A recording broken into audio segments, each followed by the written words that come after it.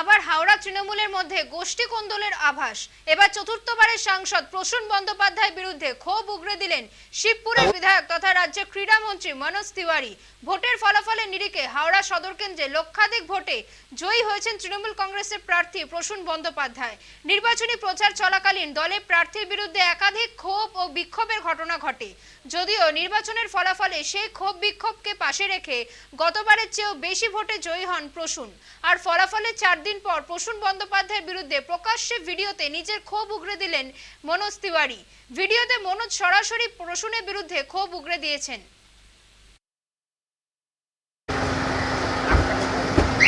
আপনাদের পরিশ্রমটা কাজে দিয়েছে।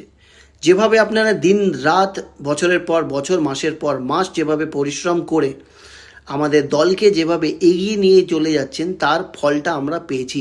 2019 সালে আমরা এমপি ইলেকশনে পেয়েছিলাম 8,000 সামথিং।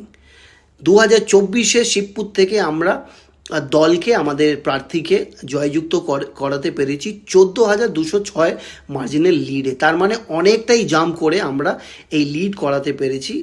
আমরা এইটাও জানি কি আমাদের পেছনে আমাদের এই দলের লোকেরা কিন্তু পেছনে লেগে সাবোটাজ করেছে, উইসপারিং ক্যাম্পেনিং করেছে, বিজেপিকে ভোট করতে বলা হয়েছে, ছাতা গিফট করা হয়েছে, বিভিন্ন রকমের চক্রান্ত করা হয়েছে, যার কারণে তারা চেয়েছিল কি প্রসূনদা যেন না জিতুক, আমাদের প্রার্থী যেন না জিতুক।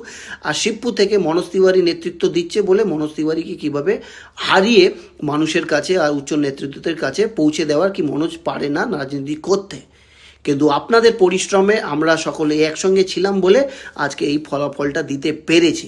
কিন্তু আজকের দিনে আমি প্রশ্ন করতে চাই প্রসূনদা, আপনি হয়তো ভুলে গেছেন কি যারা যারা আপনাকে চাইছিলেন না প্রার্থী হিসাবে, যারা যারা সাবোটাজ করছিল বছরের পর বছর, আমার সঙ্গে এত কথা হলো আপনার, আজকের দিনে আপনি আজকে 8 তারিখ হতে চলেছে প্রসূনদা, আমি এত দুঃখ পেয়েছি, মন খারাপ হয়েছে।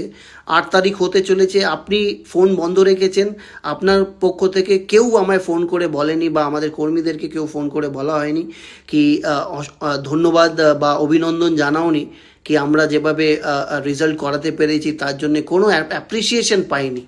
কেন পাইনি আমি নিজেই জানি না, এটা আমি মানে বুঝে উঠতে পারছি না কেন। বাট আজকে দেখলাম 8 তারিখ হচ্ছে, একটাও ফোন নেই। কিন্তু আজকে দেখতে পাচ্ছি অনেক কটা ছবি, যারা বিরোধিতা করেছে, আপনার বিরোধিতা করতো, যারা বিধায়কের মনোজ তিওয়ারি শিবপুরে বিরোধিতা করে যাচ্ছে দিনের পর দিন, রাতের পর রাত, যারা আপনার ইলেকশনে কোনো কাজ করেনি, সাবোটাজ করেছে, আজকে আপনি ওনাদের সঙ্গে গলা মিলিয়ে ছবি তোলাচ্ছেন, ফুলমালা পরছেন, এটা কিন্তু ঠিক হয়নি। আমি শুধু নিজের জন্য বলছি না, প্রত্যেক কটা কর্মীরা আমাকে গ্রুপে মেসেজ পাঠাচ্ছে, আমাকে ছবি পাঠাচ্ছে কি আপনি তাদের সঙ্গে এখন ঘুলে মিলে গেছেন, যারা আপনার জন্য কোনো লড়াই করেনি, আমাদের দলের হয়ে লড়াই করেনি, ভোট করায়নি। এটা ঠিক করলেন না দাদা। আপনি যতটা সম্মান আপনাকে করতাম, এই সম্মানটা আর হয়তো অতটা আমি করতে পারবো না।